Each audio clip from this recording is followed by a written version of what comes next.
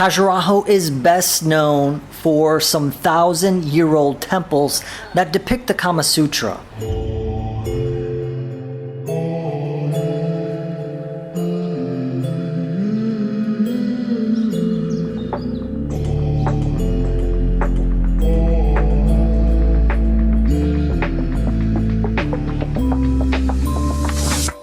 We are in Khajuraho at the Western temples known for their erotic art.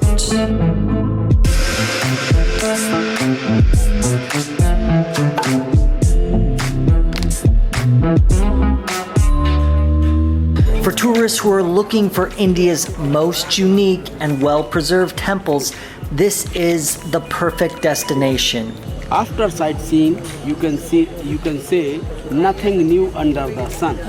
It's also nice because after seeing Delhi or Varanasi, it's much quieter and a peaceful place to visit. I took a tour of these grounds with my family and I learned so many important facts that might help you understand the history of these beautiful temples. Quick interruption, I'd like to invite you to subscribe to my channel. I share travel tips and travel inspiration for India, and I'd love to have you a part of our community. Khajuraho is located in Madhya Pradesh. Madhya means central, Pradesh means state. Khajuraho is in the center of Madhya Pradesh. Central is in the heart. Therefore, Khajuraho is the heart of India.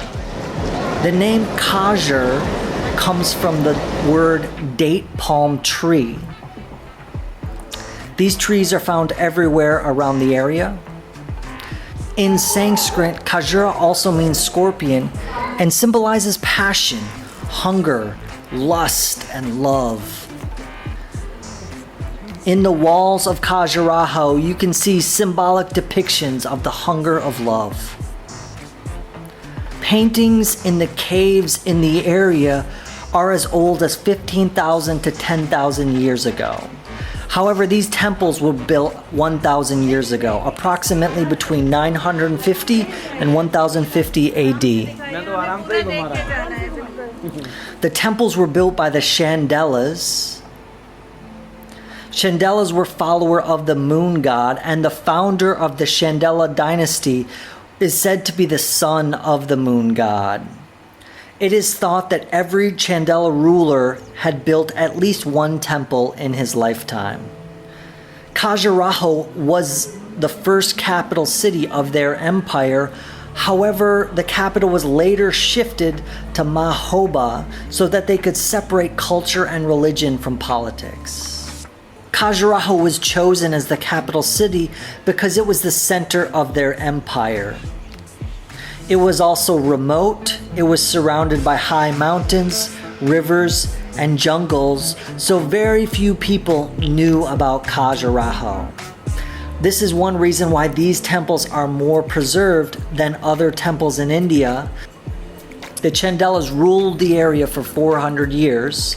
However, their peak time was between 950 and 1050 AD. They built 85 temples during their time. And unlike many historic cultures around this time, the angel of the Chandelas was the woman. She has pen and paper.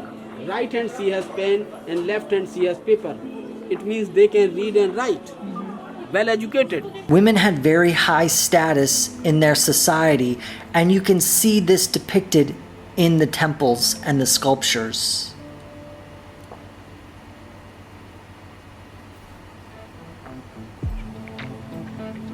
The temples are situated on natural rock. Okay. The temples are mostly built of sandstone, and the sandstone quarries are over 40 kilometers away. So to avoid having to carry big blocks of sandstone and then chip away at it, they carved the blocks near the quarries, then carried them to Khajuraho. There is no cement or mortar or lime between the rocks. The rocks are joined by an interlocking system similar to Legos. The temples represent Hindu Aryan architecture. The Hindus thought the mountains were the roof of the gods, and the temples represent mountains. That's why the temples have many growing peaks. The temple is like a movie of that time, and you can see all aspects of life. While the temples are known for their erotic sculptures, less than 5 to 10% are actually erotic. 90 to 95% depict social, political, and religious scenes. A more little-known fact is that the temples are unique for their architectural and sculptural point of view. The facial expressions are also more detailed than other sculptures in that time period.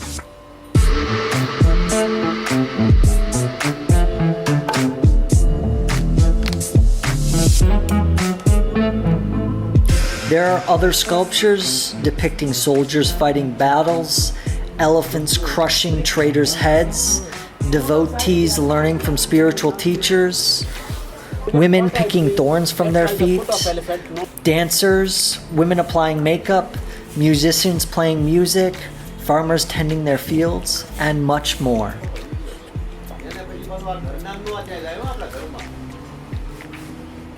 Often people wonder why sexuality is depicted alongside of spirituality. However, at the time, the people did not believe that sexuality was a bad thing. It was a part of life. Husband and wife were thought to be two bodies with one soul, and together they could give full satisfaction both mentally and physically, and they could pass their whole life without problems.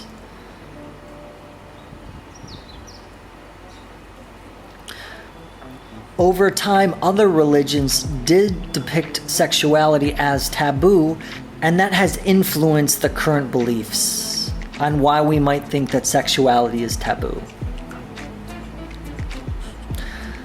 Currently, there are 25 surviving temples in various stages of preservation and care, and they are scattered over an area of 9 square miles.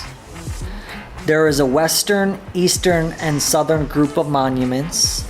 The western is the largest. There are 5 big temples and 12 temples total on those grounds.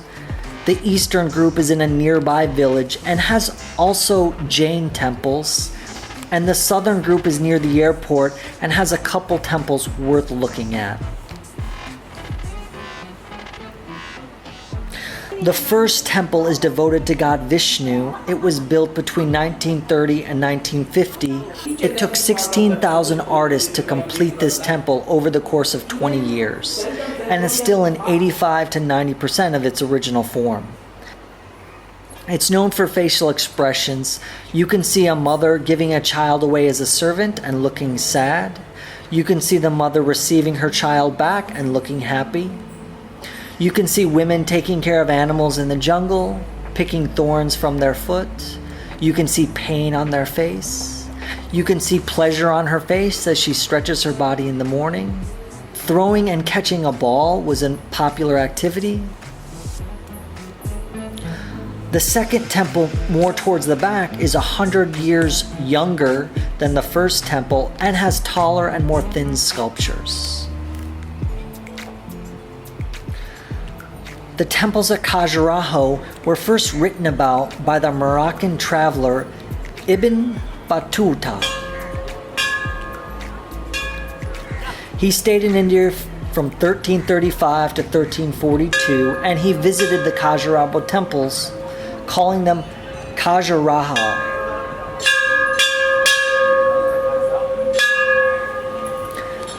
At that time, the idols had been destroyed by the Muslims, but there still lived a number of yogis whose matted locks had grown as long as their bodies. He said that their skin was yellow in color because of their extreme asceticism. However, many Muslims followed these men in order to take lessons about yoga from them.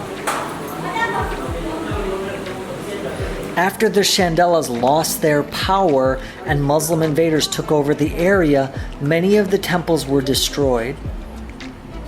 And over the course of 400 to 500 years, the trees in the jungle grew taller than the temples. In 1838, a British engineer, T.S. Burt, rediscovered the temples while doing a survey. The village people told him that in the jungle are the houses of gods and goddesses.